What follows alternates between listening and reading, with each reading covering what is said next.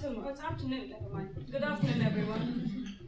My name is Anamika Misra. I'm actually a graduate now. I left the University of Keynes this November with a master's in law. And I think, it's always good to be back. So I'll be presenting on Decolonising the canon of John Maynard Keynes, so between memory and history. Ooh. Recently, we at the University of Kent celebrated 50 years of Keynes College. This commemoration celebrated the achievements and activities of the college, the academic schools it houses, and the wider university itself. The celebration lasted over the autumn term, showcasing a variety of exhibits on peace, immigration, and sustainability.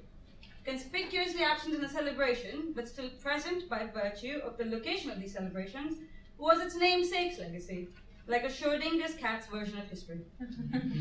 The third college to open at the university in 1968, Keynes College is named after the influential economist John Maynard Keynes, often referred to as the father of macroeconomics. Best known for his contributions to economics in the form of Keynesian economics, the canon of Keynes, as we know it, is one that sustains an image that is positive and even revered. Yet, that changed with a recent article by Professor Utsa Patnaik that detailed Keynes' central role in the Bengal famine of 1943. Coincidentally, the same year that marked the 50th anniversary of Keynes College also marked 75 years since the death of more than 3 million people as a result of Keynes' policies to help fund the cost of war spending by Britain and the Allied powers. The policy of profit inflation, defined by the deliberate rapid increase of output prices in comparison to wages in order to redistribute the income of the working population towards those of the capitalists and the companies, was the principal policy that led to the said outcome. Now, within Britain, profit inflation as a policy was heavily criticized and resisted by trade unions for being regressive and was abandoned in favor of taxation.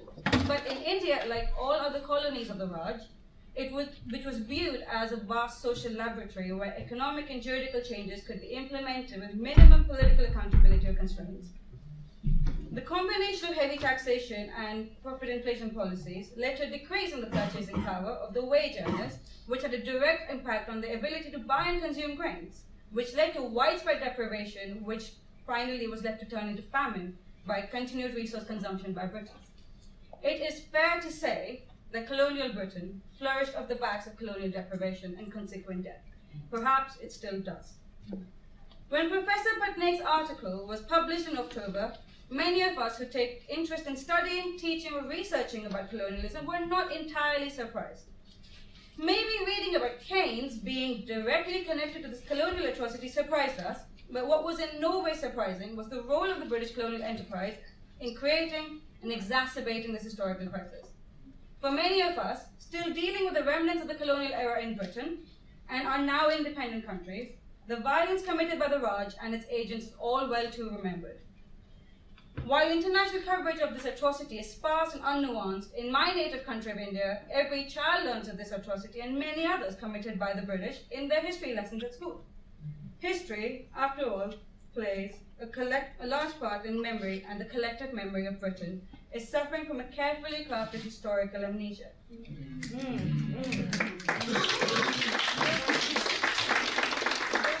Keynes' involvement in the Bengal famine was surprising to many was not because we believed that Keynes was irreproachable, but because his connection with India and his involvement in the colonial project had been carefully edited by those that wrote biographies on him.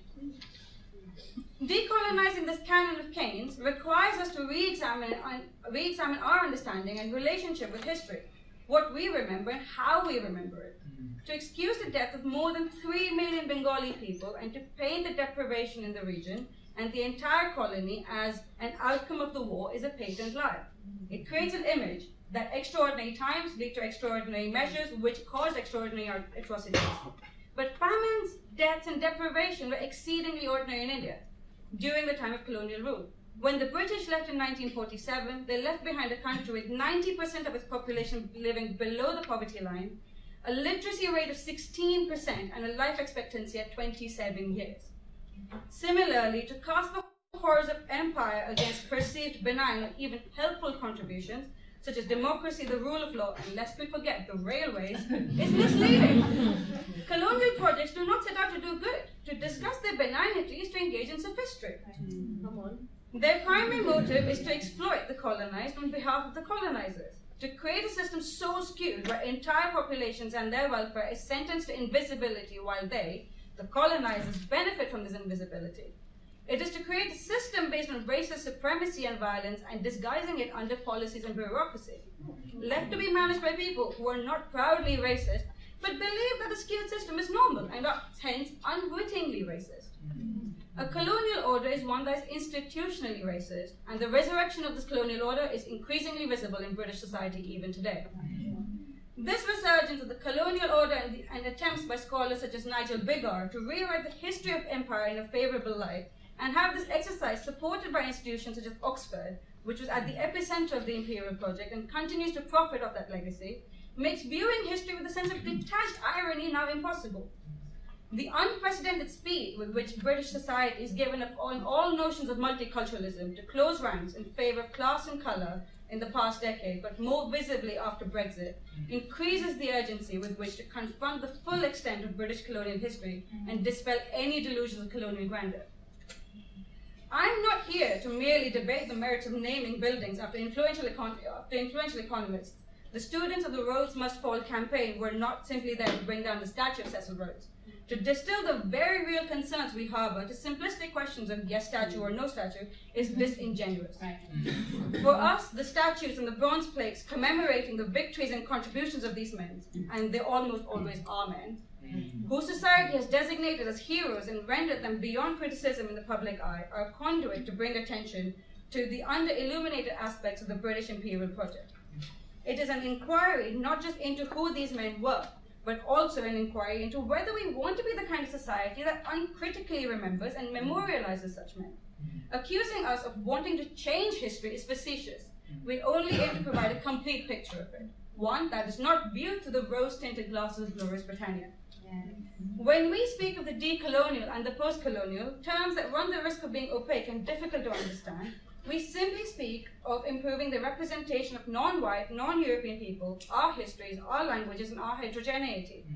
The project of decoloniality is a project of self-determination, wherein we seek to end the misrepresentation that our native non-European cultures only began from the colonial encounter, that our lands and we were found by Christopher Columbus or Vasco da Gama. It is to extricate ourselves from the stereotypical image created of us by the white establishment, which many of us have internalized. To decolonize is to reclaim our own agency. The absence of regret and willful blindness towards the violence colonialism really entailed contributes to the institutionally racist country and society that Britain continues to be. But this is not an issue constrained specifically to Britain and has come to define the boundaries of the world we live, work, and travel in. The resurrected colonial order is stacked against the non-European and finds increasing justification for itself in the post-9/11 world, with the new mission of preserving its way of life and civilization is a sly inversion of promoting civilization and their way of life in colonial countries. This reconfiguration creates a persistent asymmetry where the affairs of Aleppo, Tehran, Dhaka are not worthy of notice, and even when affairs occurring there are noticed, it is only those that are violent and have implications in the global north. And apparently these countries are supposed to not have a way of life. Whereas London, Paris, and New York, where any event must make international headline and be of international significance. Even in tragedies where people of color are violated against or are experiencing oppression, their identities and their experiences are not the ones which are highlighted, as with the slide where I'm considering Jacinda Ardern and how much attention she's receiving for her engagement with the Christchurch shootings, as opposed to the stories of the people who were impacted at Christchurch. This is more than just about monuments. Changing the name of Keynes College or bringing down the Statue of Rhodes and other colonialists across Britain will not protect minorities from suffering under the more insidious, quieter form of imperialism that prevents students of color from getting a place at Oxbridge, or young black men from being stopped and searched in the streets, or brown and black bodies being subject to enhanced checks and security at airports. The legacy of the empire will not necessarily be less malevolent just because it will be rendered invisible. It is easier to take down a statue than it is to tell people who aren't manifestly racist, but still riddled with unconscious bias, that their beliefs and behavior facilitate oppression. If we are to truly confront the rot at the heart of the British society, then the crimes of the empire must be faced up to. A frank discussion must be held about the shameful moments, wrongdoings, and ambitions that make up colonial history. Let us think deeply about what lies between collective memory and history. Otherwise, statues may fall and buildings may be renamed, but the racist legacy of the empire will sustain.